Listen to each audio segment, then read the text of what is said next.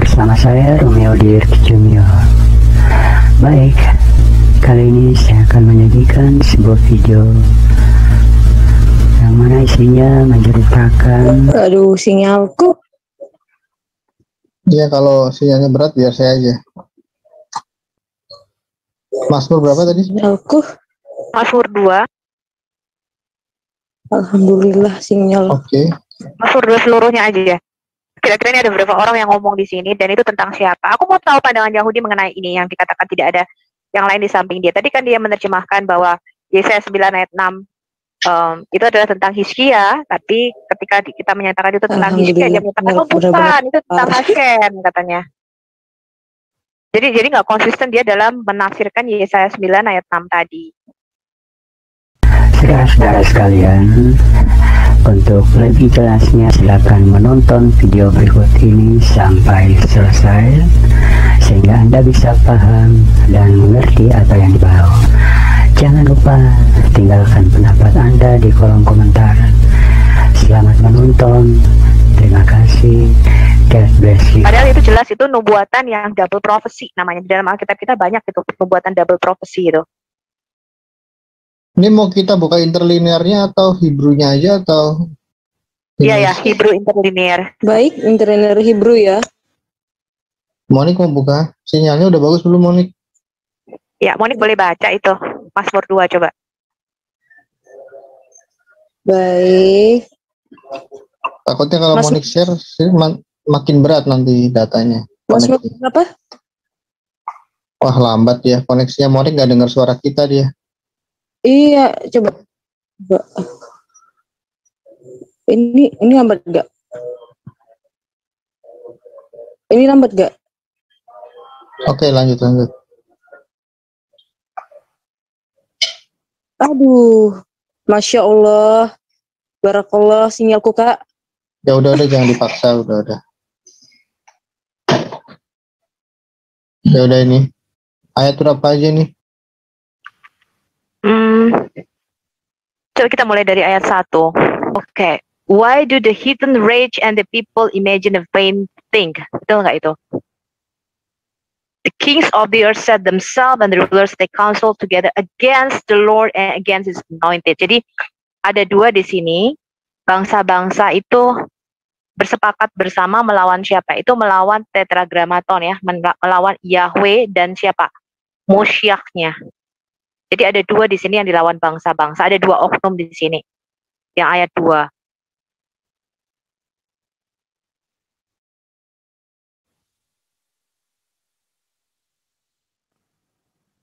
Against the Lord. Jadi di sini ada dua oknum yang disamakan, disejajarkan. Dia melawan Yahweh dan juga melawan the anointed one.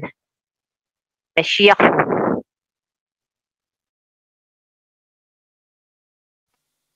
Let us break their bands asunder and cast away their cords from us. Yeah. He that sitteth in the heavens shall laugh, and the Lord shall have them in derision. Then shall he speak unto them in his wrath, and vex them in his sore displeasure. Dia akan meremukkan mereka.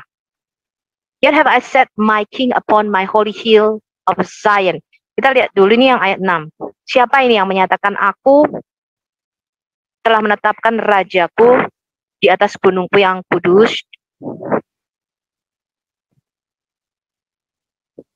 Kadosh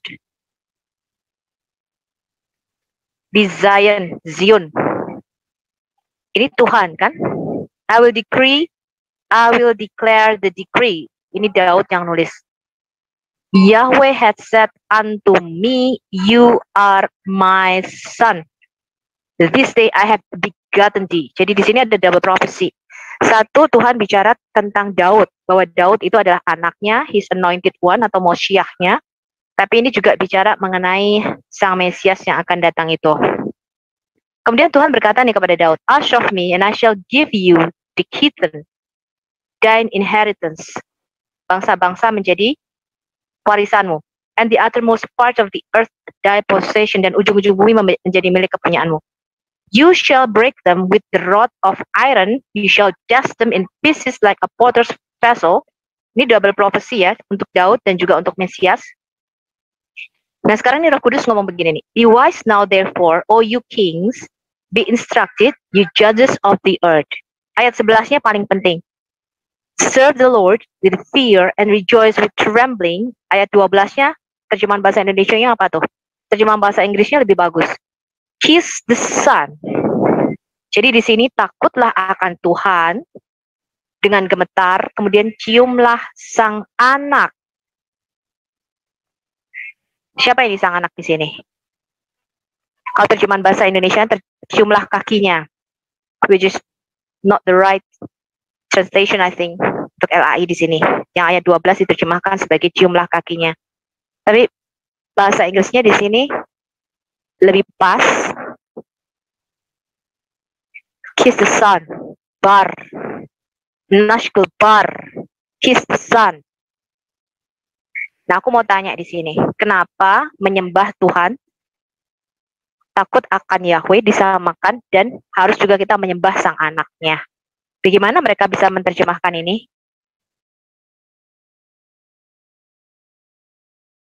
Kemudian Mazmur 110 yang lebih kelihatan lagi. Ini pasti ayat hafalan kita nih, Mazmur 110. Yahweh berkata kepada Adonai, duduklah di sebelah kananku sampai kubuat musuh-musuhmu menjadi tumpuan kakimu. Siapa ini yang duduk di sebelah Yahweh, di sebelahnya? Terjemahan mereka itu banyak disamarkan, Bu. Iya, jadi the Lord, Yahweh said unto my Lord, Yahweh, ila Adoni, Adonai,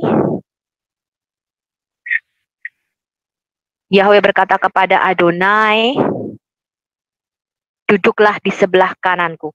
Kata duduk ini mempunyai arti berkuasa, karena di hadapan Tuhan itu nggak ada yang duduk ya. Semua malaikat dan penghuni surga itu tidak boleh posisi sikap duduk. Kata duduk di sini ini mempunyai arti yang lebih dalam. Makanya ketika Yesus dikatakan imam besar kita, kemudian dikatakan dia duduk, dia naik ke surga setelah dia menyelesaikan segala sesuatu, dia masuk ke heavenly temple, dia masuk ke bait suci yang ada di surga with his own blood, dikatakan he sit on the right hand of the Father. Kata sit on the right, sit kata duduk. Ini bukan untuk sosok manusia yang biasa. Yang namanya penghuni surga itu tidak boleh duduk di hadapan Tuhan, harus berdiri. Makanya semua serafim, kerubim, ofam itu nggak ada yang santai-santai duduk-duduk. Hanya Hasyam yang bisa duduk. Iya, kata duduk di sini artinya dia telah selesai. Ya, makanya kalau Yesus dikatakan imam besar kita, ketika imam besar itu masuk ke ruang Maha Kudus, ya, keturunan Lewi, Harun, itu nggak boleh duduk posisinya. Ketika dia ada di ruang Maha Kudusnya Tuhan, tidak ada yang namanya imam besar itu duduk-duduk, nggak boleh duduk posisinya, harus berdiri. Dan dia harus terus-menerus mengerjakan itu karena pekerjaan mengorbankan darah ini belum selesai. Yesus ketika duduk artinya dia mau berkata it is finished, sudah selesai. That's why he sit on the right hand of the Father. Nah, kata duduk di sini itu artinya it is finished, sudah selesai. Dan duduk ini nggak sembarangan. Nggak boleh ada yang duduk, posisi duduk di hadapan Tuhan kecuali Tuhan sendiri. Kecuali sang firman-Nya itu sendiri. Nah, kalau dikatakan duduk di sebelah kanan ini bukan Bapa di kiri, Yesus di kanan, enggak. Yesus itu balik masuk di dalamnya Bapa, inside him. Jadi Yesus itu in and outside of the bosom of the Father. Dia duduk masuk dan keluar dari dalam Bapa. Pada tatanya kan duduk. Iya, betul. Jadi duduk itu artinya dia masuk, dia balik lagi inside of the Father. Dia balik kepada his own glory. Jadi di surga itu Yesus itu in and outside of the Father. Jadi makanya ketika digambarkan itu nggak bisa digambarkan karena dia nampak seperti dua tapi satu tapi dua. We cannot describe it in a human language. Kita nggak punya bahasa yang bisa mendeskripsikan itu karena dia tuh masuk dan keluar dari Bapa, in and outside of the Father. Itulah sebabnya ketika Allah itu bernafas, dikatakan dia menghembuskan nafasnya, itu yang keluar dari dia itu adalah roh atau kehidupan. Ketika dia exhale, itu kehidupan itu tercipta di bumi. Ketika dia inhale, itu terjadi destruction, itu terjadi kematian. Roh itu balik ke dia. Ketika dia menghirup, nafas ilahinya, itu bukan dia menghirup O2 dan mengeluarkan CO2 kayak kita, enggak. Ketika dia menghembuskan nafasnya, itu roh keluar dari dalam dirinya. Kehidupan itu expand, karena dia Bapa segala roh, jadi roh itu keluar. Ketika dia narik nafas, inhale, itu roh itu balik ke dia. Terjadi kematian, terjadi destruction, roh itu balik kembali kepada dia. Nah, aku tadi tidak mengerti, aku mau explore pernyataan Billy lebih dalam lagi mengenai hakikat Tuhan. Mungkin yang lain ya, next time. Hanya dia nggak mau jawab tentang itu. Kalau kita bicara Mazmur 110 ini jelas ya, berarti ada oknum di samping Tuhan ya. Benar nggak ini teman-teman?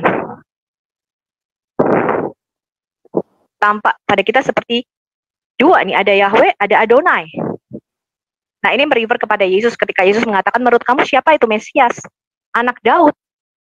Kemudian Yesus merefer kepada Mazmur 110 ini, kalau anaknya Daud, mengapa Daud menyebut sang Mesias itu Tuanku? Dia menunjuk kepada Mazmur 110 ini. Jadi Mesias siapakah? Ya ini Mesias ini, Adonai ini yang duduk di sebelah kanan Bapa ini, sesuai dengan semua testimoni dari perjanjian baru. Kalau kita lihat misalnya Amsal 8 dulu deh, ayat 22 ini, yang kemarin dikutip oleh Pak Jody Treteos. Yang katanya Kanani itu salah diterjemahkan oleh LAI. Semoga LAI mendengarkan YouTube kita dan merevisi Alkitabnya. Kasihan sekali LAI ya, selalu disalah-salahkan. Amsal 8, 22 sampai 30. Amsal 8, Neng.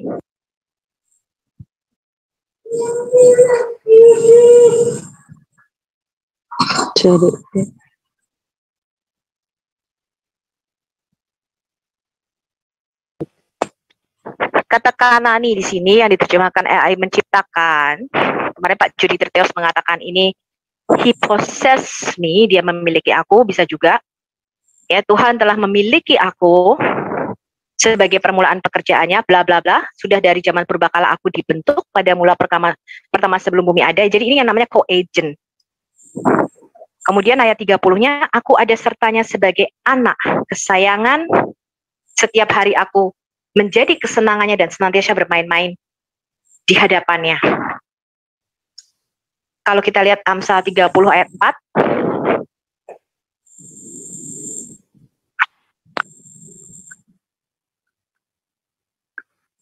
Ini siapa yang nulis nih? Aku lupa nih. Agur apa Salomo ya? Agur kayaknya Amsal 31 ya. Salomo nulis nih, siapakah yang naik ke surga lalu turun? Siapakah telah membuka angin dalam genggamannya? Siapakah yang telah membungkus air dengan lain? Siapakah yang telah menetapkan segala ujung bumi? Ini bicara mengenai creation, penciptaan. Walaupun tadi Billy mengatakan sebelum ini ada banyak penciptaan lainnya. Kita ini Homo sapiens, tapi ada 987 generasi sebelum Adam. Dan kita tidak tahu homo-homo apa lainnya ya sebelum Adam. Ya, yang pasti sekarang ada homo dan lesbian lainnya ya. Nah, sekarang ini dikatakan, ini ketika bicara mengenai creation, ternyata ada yang namanya co-agent-nya Tuhan. Siapakah namanya yang menciptakan semuanya dan siapa nama anaknya? Ada dua di sini. Engkau tentu tahu, kata Salomo. Kok Salomo bisa berpikir siapa namanya dan siapa nama anaknya ya? Kok bukan siapa namanya dan siapa nama istrinya? Aku mau tahu bagaimana Yahudi menafsirkan ayat ini. Zakaria 12. Ini hanya salah satu dari beberapa ayat sih. Zakaria 12 ayat 1.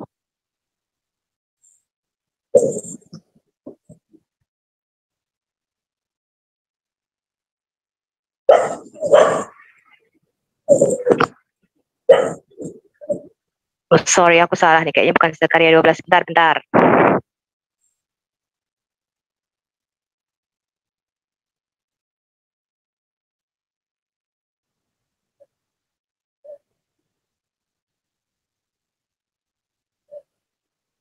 Pengkhotbah 12 ayat 1. Ding, neng.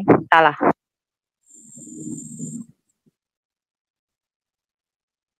Ekklesiastes, Pengkhotbah 12 ayat 1. Ingatlah, bahasa Indonesianya diterjemahkan sebagai singular, tapi kata aslinya adalah jamak. ingatlah akan penciptamu pada masa mudamu. Aku mau tahu bagaimana Yahudi menafsirkan ayat kejamakan. Who is the creators in this verse? Di Pengkhotbah 12 ayat 1 ini, siapa penciptamu di sini?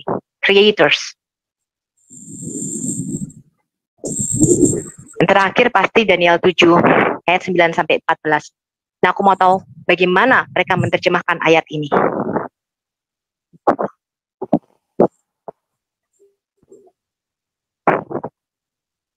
Sementara aku terus melihat tahta-tahta diletakkan, lalu duduklah yang kekal, ya.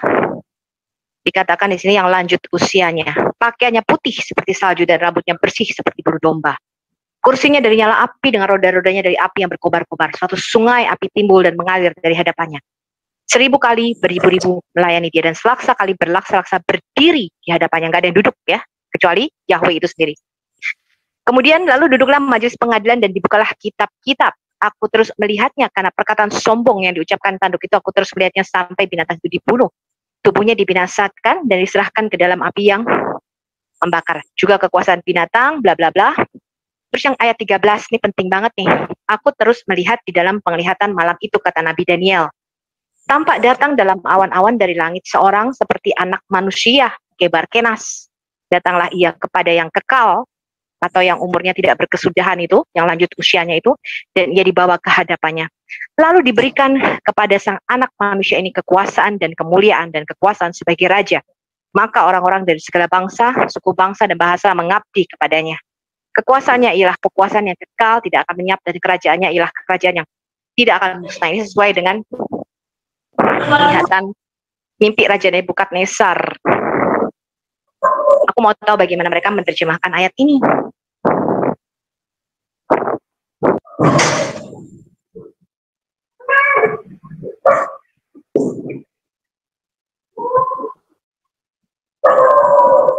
Mungkin di Yesaya 48 ayat 16, mohon terakhir, mohon. Yesaya 48 ayat 16.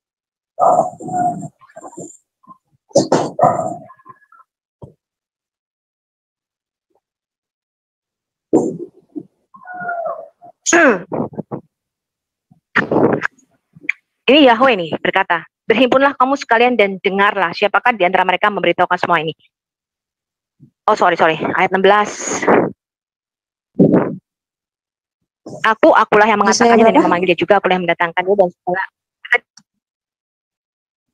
Udah bener, mon, ayat 16. 48 ayat 16.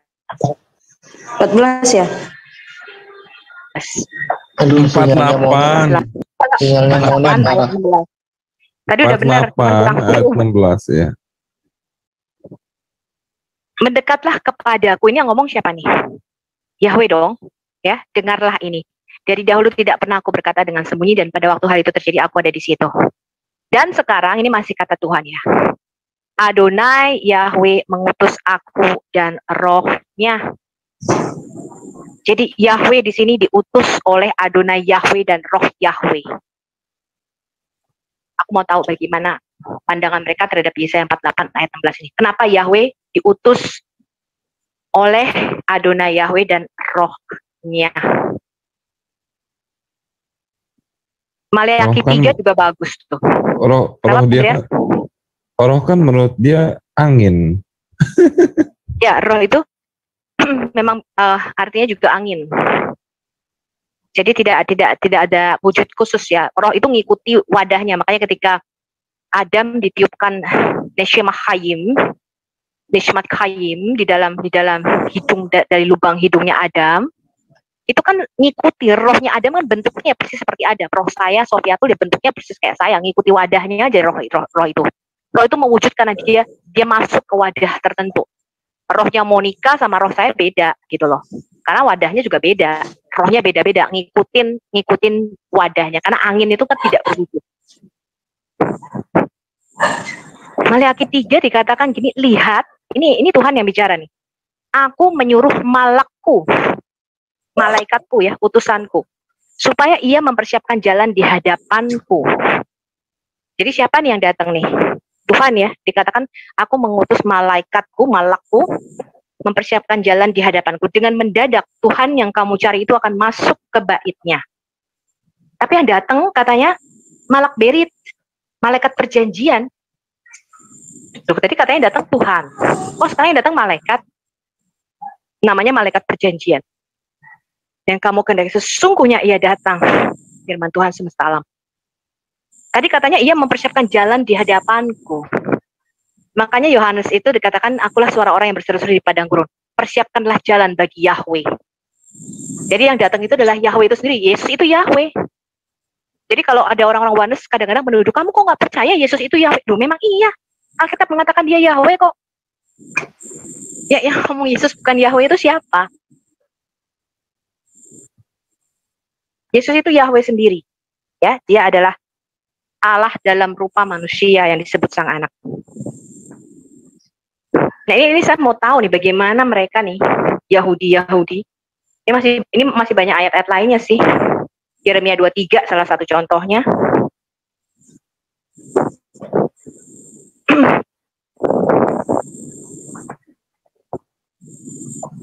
Yeremia 13 dulu coba. Kita ke Yeremia 13. Ini yang menjadi Yeremia 13 ini ayat 11 kalau nggak salah.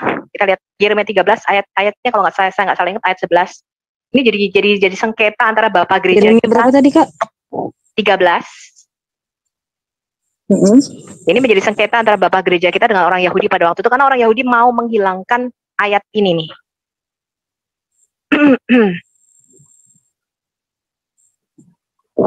Sebentar. Bentar. Pohon yang berbual-bual mana ya? Yeremia. Coba tadi Yeremia 13 ya? Iya. Ada tulisan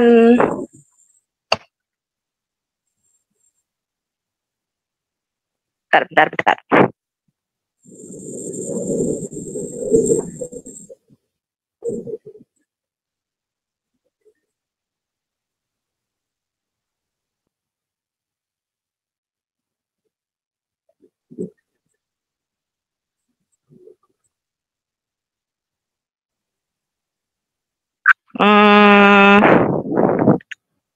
Yeremia.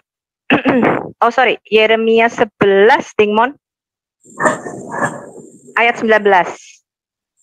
Yeremia 11, ayat 19.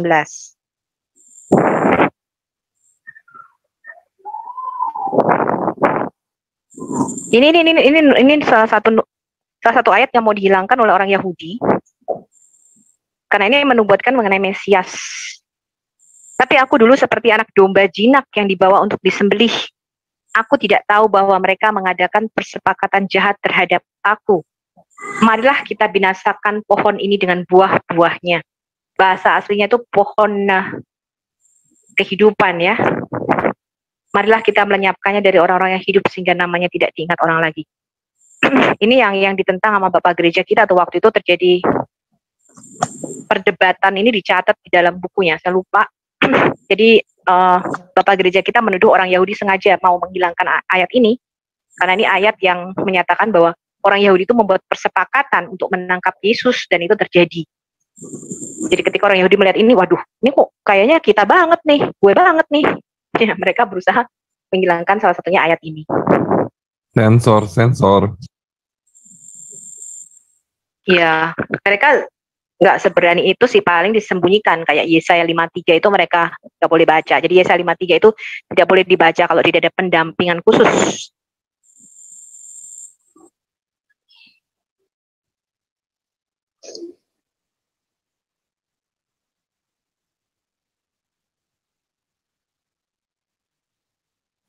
Makanya tadi ketika mereka membaca Yesaya 9 ayat 6 El Gibor, itu mereka ngeles terus kemana-mana. Oh ini untuk Hizkia, waktu di Pak Erben ngomong untuk Hizkia dia ngeles lagi. Oh enggak, ini untuk Tuhan. Ya kan, karena El Gibor, Allah yang perkasa, Raja Damai. Yesus jelas menggenapi nubuatan ini sesuai dengan Zakaria, dia datang naik keledai. Lihatlah, Rajamu jaya dan mulia, dia datang naik keledai. Jadi kedatangan Yesus yang pertama itu membawa damai, tapi kedatangan yang kedua nanti membawa perang. Dia nggak lagi naik keledai, naik kuda putih dia nanti ketika datang. Itu lambang perangan.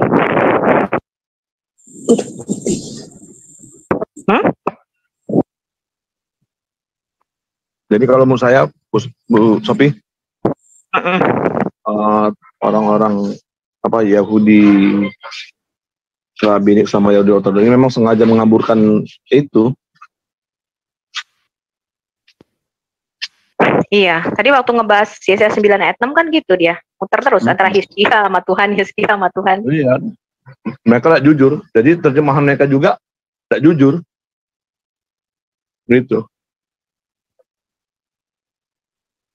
Jadi memang kalau mau melihat yang murni itu memang kita harus melihat dari sumber-sumber otoritatif Yahudi abad pertama atau Yahudi sebelum Yesus. Karena kan mereka nggak tahu kalau Mesias itu Yesus. Nah, setelah itu abad-abad kedua ke atas, zaman-zaman Yahudi Rabbinik, ketika mereka menolak kekristenan, ya mereka mulai membuat tafsiran-tafsirannya sendiri yang anti Kristen. Iya, itu. Jadi berbeda dengan ketika kita bertanya ke Yahudi Mesianik kan gitu.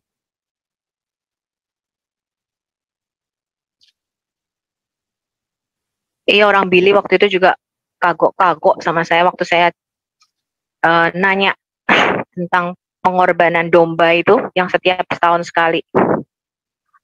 Orang Israel kan setahun sekali harus bawa domba, korban penebus dosa. Kemudian mereka meletakkan tangannya di atas kepala domba itu dan mengakukan segala dosanya. Baru domba itu disembelih untuk pengampunan dosa mereka selama setahun. Iya. Lalu darah kurban itu dipercikat di atas tutup pendamaian tabut perjanjian. Sekarang mereka mana ada itu? Tabutnya aja hilang. Bisa saya ini sedikit. Nah, gimana Pak? Silakan diskusi. Ini komentar yang tadi aja sih, bukan yang lain. Yang mana? Tentang Bang Billy tadi. Gini kan Bang Billy bilang keselamatan datang dari Israel dan dia Yahudi kan gitu, dan dia menyetujui ya kan. Nah, benang merah yang saya lihat ini kan dari gambaran saya kan, dari perspektif saya lah. Itu dia bilang maksudnya begini, maksudnya itu Yahudi itu kan dijadikan pilot project dari awal untuk bangsa-bangsa lain dari Allah kan, dijadikan pilot project, percontohan gitu. Jadi seharusnya umat Kristen itu tidak meninggalkan hukum-hukum dan instruksi-instruksi Torah, ikuti tata cara ibadahnya Yahudi, itu maksud dia itu tadi. Bukan Allah, ingat, bukan Allah. Ya YHWH, oke, YHWH. Jadi gini, Plat, satu hal yang perlu Plat pahami, ya kan? Makanya mengapa ketika Mesias itu datang, ya kan, menggenapi misinya, itu tidak ada lagi nabi, gitu. Karena nabi itu selain dia menyampaikan firman Allah, nabi juga memperkatakan nubuatan-nubuatan tentang Mesias itu. Itu sebenarnya tugas nabi. Nah, ketika nubuatan itu sudah digenapi, ya datangnya Mesias melalui firman Allah menjadi manusia, yaitu Yesus Kristus, selesai gitu. Ya, ya itu kan perspektif. Gini, ya, makanya semuanya itu digenapi oleh firman Allah itu, gitu ya, yang telah menjadi manusia. Itu hukum Taurat itu sudah digenapi, gitu. Jadi digenapi dari hukum Taurat itu. Nah, mengapa ya umat Kristiani itu tidak melakukan hukum Taurat? Dalam arti bukan hukum Taurat yang moral lo ya, itu bukan suatu kewajiban lagi gitu loh, mengorbankan, menyembelih korban perkara. Ya gini bro, kalau tidak diwajibkan lagi, ya sama saja bangsa Yahudi dengan bangsa-bangsa lain. Kalau memang tidak dibenarkan lagi hukum-hukum, instruksi-instruksi itu, artinya sama aja gitu dengan bangsa-bangsa lain di luar itu gitu. Gini. Yahudi, kecuali Yahudi Mesianik ya, Yahudi Ortodoks, Yahudi Rabbinik ini, mereka tidak mempercayai bahwa Yesus Mesias gitu. Mereka masih menafikan Mesias itu, gitu. Makanya mereka masih melakukan, ya kan, hukum ada istiadat Yahudi sampai nanti ketika mereka ya kan melihat langsung bahwa Mesias itu datang gitu loh. Ya kan dia gini kan, kalau dari perspektif saya kan gini, dia dulu kan dijanjikan sebagai pilot project, dan umat kamu ini, umat Yahudi ini akan dijadikan raja dari bangsa-bangsa lain, penguasa di bumi dari bangsa-bangsa lain, sekaligus contoh dan penguasa gitu di bumi ini gitu. Nah itu janji yang ditunggu-tunggu mereka itu gitu. Mereka sudah dijadikan pilot project dan mereka menunggu seorang raja. Itulah yang makanya. Tapi gini ya, bentar. Tapi karena mereka dikasih kelebihan, mereka selalu mempertanyakan tengar-tenggur apa istilahnya itu, maka kerajaan Allah dipindahkanlah ke sepupunya. Ini kan menurut perspektif Islam nih ya, jangan dia campur aduk ini. Nah itulah. Gini, enak aja sepupunya. Tunggu. Nih, hukum Taurat sini nggak bisa, perspektif Islam di sini nggak bisa. Ini apa Pak Plat, maaf. Enggak, saya membenarkan tadi, saya enggak itu. Gini. Tunggu dulu, jangan dipotong. Kenapa kerajaan Allah itu dipindahkan gitu loh? Gimana? Saya tadi kan Plat bilang ya. Bahwa kerajaan Allah itu dipindahkan dari Yahudi ke Islam. Nah, apa tujuannya sebenarnya? Gitu loh. Enggak, dia akarnya sama, maksudnya kerajaan Allah dipindahkan dari Ismail, dari Yahudi ke Ismail gitu. Beda, dari karena di Islam Israel ke itu Ismail. Allah, bukan YHWH. Allah. Tunggu. Apa tujuannya gitu? Tunggu. Bentar, oke ya. Apa tujuannya dulu ya. Dipindahkan dari Yahudi ke Islam? Apa tujuannya gitu? Tujuannya kan gini, menurut ini karena mereka ini selalu dijanjikan ini, mereka selalu membangkang, mereka selalu udah diadakan perjanjian begini. Pertanyaannya kan jadi begini, Plat. Apakah Muhammad itu keturunan Ismail? Kan jadinya begitu, Plat. Iya, yang nggak masalah itu nanti. Yang penting ini dulu, nantilah itu yang. Jadi pemindahan kerajaan itu ke Ismail itu nggak ada. Gimana?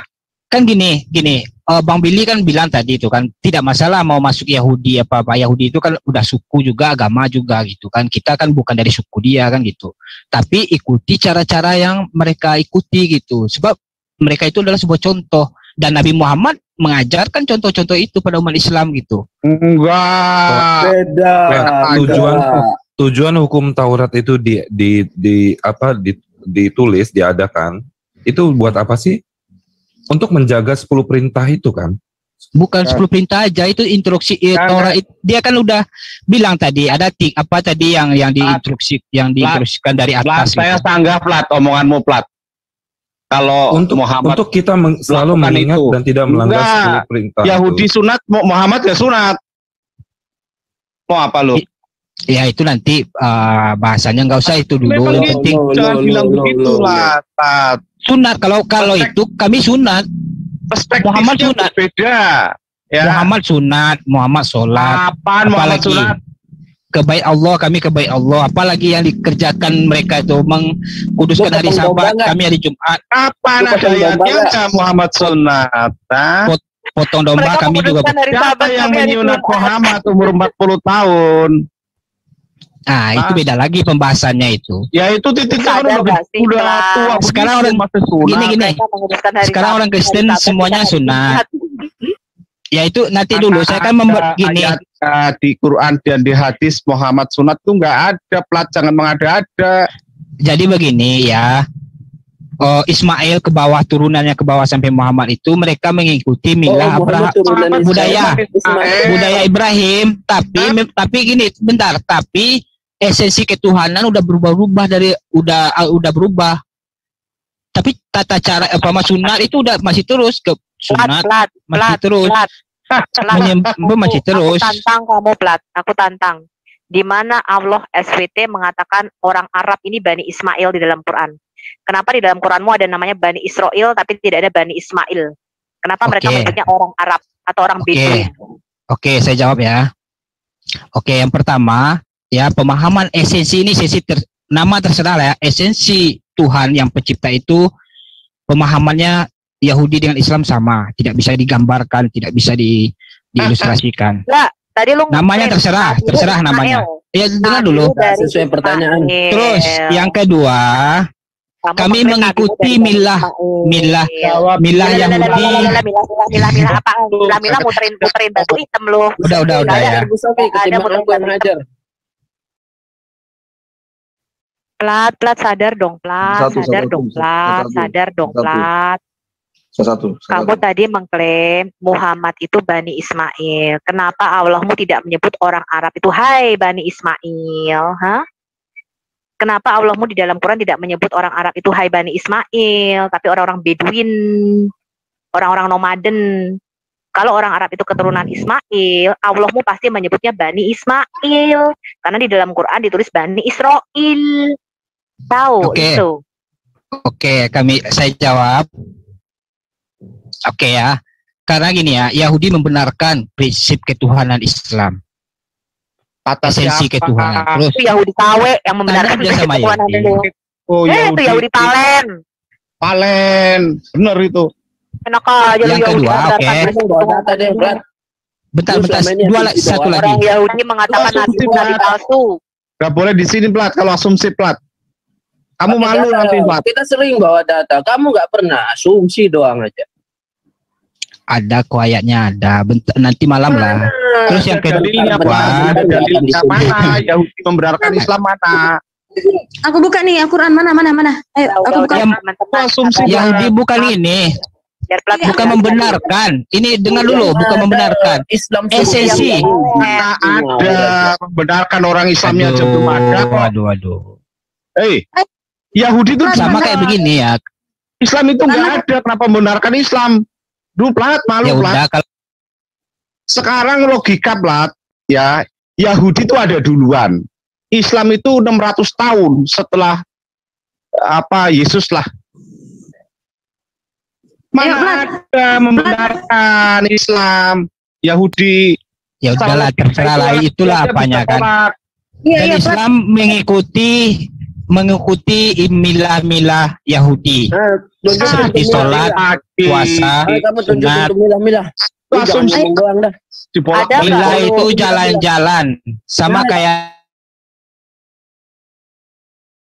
biar tertib gitu loh. Ini Plat sama siapa gitu, Pak Wawan? Silakan gitu loh. Enggak, saya sebentar aja, Pak. Saya nanti aja. Pertanyaanku itu aja. Di mana ayatnya Muhammad itu keturunan Ismail, sama kapan Muhammad disunatkan gitu? Kalau ada ayatnya, saya masuk Islam. Boleh aku bicara sama Bro Plat? Bro Plat? Gini Bro Plat, memang gimana Pak Ben? Ini ya, kita diskusi santai. Bro bilang kan mengikuti milah Ibrahim. Tapi setahu saya milah Ibrahim yang Bro ikuti itu tidak jelas. Contoh, kalau Bro mengatakan sunat yang bagaimana yang dilakukan oleh Muslim? Apa makna sunat yang dipahami Muslim beda dengan sunat yang dipahami Abraham? Itu yang pertama. Kalau Bro katakan bahwa Bro itu mengikuti tentang sholat orang Yahudi dengan sholatnya Muslim itu berbeda. Kalau Bro mengatakan mengikuti Allah yang Esa Israel, Yahudi dengan Allah yang Esa Muslim itu berbeda. Apapun yang Bro klaim, saya bisa buktikan itu berbeda. Memang ada kemiripan, tetapi yang namanya kemiripan biasa itu terjadi dilakukan oleh orang yang ikut kemudian. Sama seperti fotokopi itu mirip dengan aslinya, tapi fotokopian itu nggak pernah punya kualitas yang sama dengan asli. Namanya aja KW, Pak. Itu. Jadi sekarang saya asli kan beda. Mirip-mirip tapi beda. Jadi saya ajak Bro Plat sekarang kita berbicara poin demi poin dulu. Poin yang mana mau kita bahas? Gini, oke Pak Ben. Gini Pak Ben. Bro, gini. Enggak, saya enggak tunjukkan. Iya. Apa Bro? Saya nggak punya banyak waktu sekarang. Saya lagi di luar, nanti nggak fokus. Jadi nanti malam lah, ketika pas saya nyampe rumah atau santai gitu kan. Lu bawa Plat yang pinter, Plat. Jangan kamu nanti diketawain doang, malu. Ya nggak apa-apa Bro, nggak apa-apa. Iya. Ya. Tapi artinya kan gini Bro kan. Memang di dalam Muslim itu banyak kemiripan dengan apa yang ada di dalam Alkitab, di dalam Yahudi dan Kristen. Tetapi saya mau sampaikan sama Bro, yang namanya mirip itu tidak sama. Dan biasanya memang yang selalu mirip itu pasti yang datang kemudian. Di situ artinya ada penyelewengan di sana. Ada kekeliruan di sana. Begitu ya.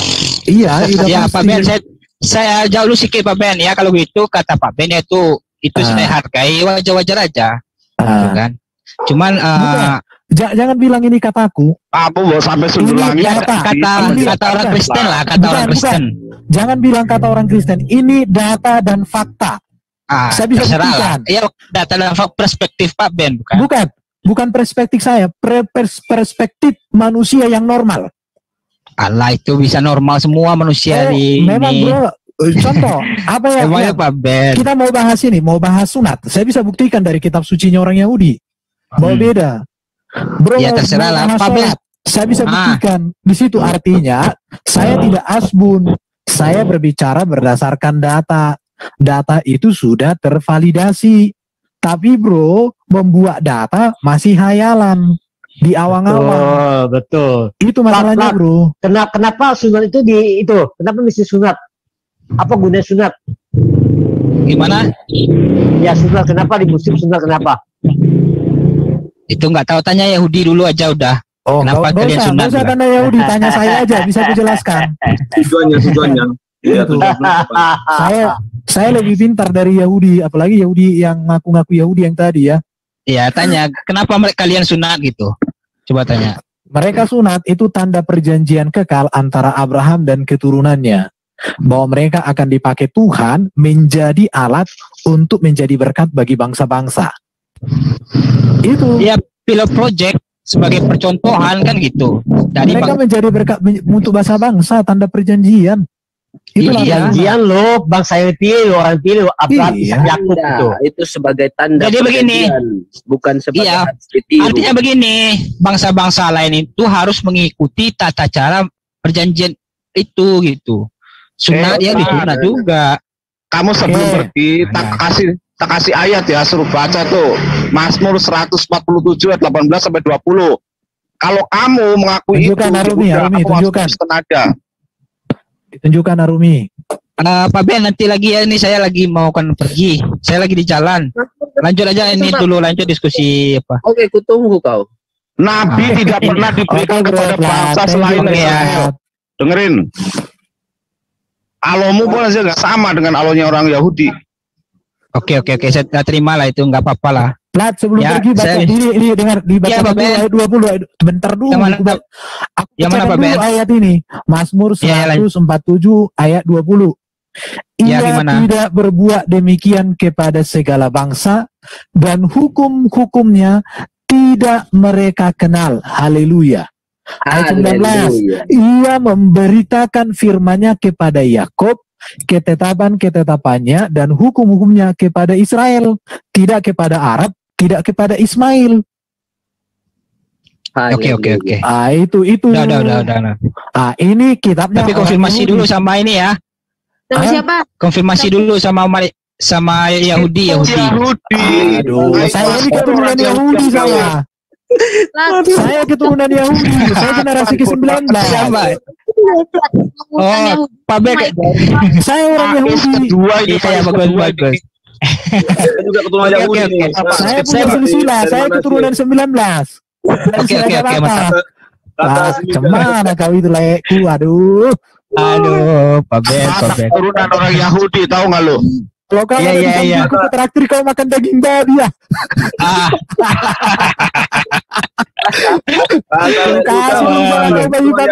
Bayi panggang karo yang enak itu di Padang Bulan itu, aduh. Oke. Aku kapan bayar Ben di traktir? Kalau dirimu udah puas kau makan itu. Lagi mahal daging itu, daging B2 lagi mahal. Demi Plat, mahal. Mau kau Plat? Sop B2 itu enak juga. Plat ini. Oke, lanjut lah. Erben. Yuk. Apalagi B5, enak kali itu B5. Oh, babi betina. Belum pernah. Emang di mana-mana kalau kaum itu kayak gitu otaknya. Jangan gitu bro, nggak usah, udah tahu kita itu, nggak usah diungkapkan, udah ngerti isi hatimu. Oke lah. Nggak ada perkataan bro yang menyakitkan, cuma kami kasihan sama bro aja, bro Flat, nggak apa-apa, gabung lagi nanti.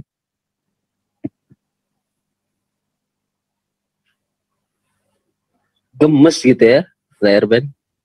Wah heran ya, suaranya mirip Faiz, ngototnya kayak Faiz, bodohnya kayak Faiz ya.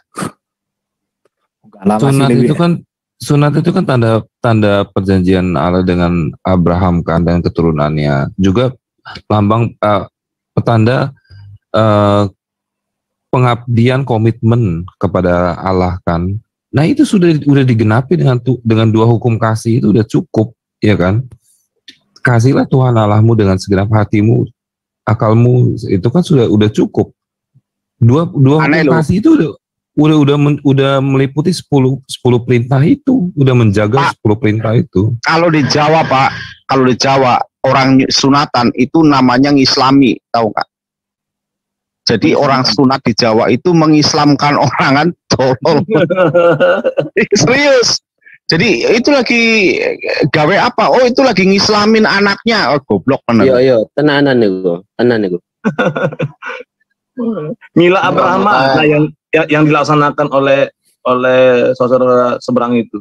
Nah, Mila Abraham sendiri nggak pernah muncul di sini ditanya, mulai dari Pak Dani dan lainnya, nggak pernah dikasih mana tuh Mila Abraham. Arti sunat aja kagak tahu. Itu sunat ya. Kalau aku seneng ngejar kapan Muhammad disunat, kalau aku senengnya itu. Jadi kalau mereka tanya, kenapa kamu sunat? Yang menjalankan Mila Ibrahim, itu aja tujuannya. Ditanya Mila Ibrahim apa? Abraham tidak memerintahkan di luar dari keturunan yang disebut sulung itu, yaitu Ishak. Iya, memang kan di dalam Alkitab Ismail juga kan disunat, oke? Ya kan? Umur berapa tuh? Umur 13 ya? Ismail disunat kan, sedangkan apa namanya? Ishak kan umur 8 ya kan? 8 hari. Tetapi kan berbeda gitu. Pokoknya yang disebut anak pada zaman dahulu Pak, pokoknya itu dari istri sah, bukan istri budak, bukan istri siri, bukan istri apa-apa. Itu aja, pegangan kita itu aja Pak. Yang disebut anak itu dari istri sah. Seperti raja, yang disebut putra mahkota adalah istri permaisuri. Begitu. Oh. Makanya nabi-nabi semua keturunan Yahudi. Nggak ada ujuk-ujuk tiba-tiba dari orang Islam kalau sudah dibacakan Mazmur 147 itu sudah nggak berdaya. Dia tidak akan mengatakan Allahnya sama lagi, udah berbeda Allahnya.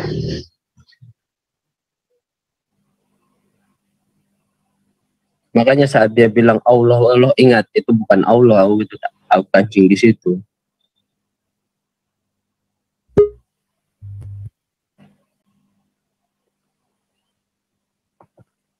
Makanya si Billy tiktokan sama orang Islam tiktokan sama ini jangan sebut-sebut. Mencari apa? Cari posisi yang gitu. Sono.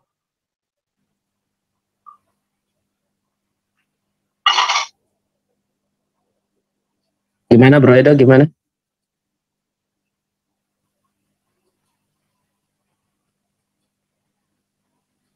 Lagi live, jangan terlalu sebut-sebut yang tetangga sebelah.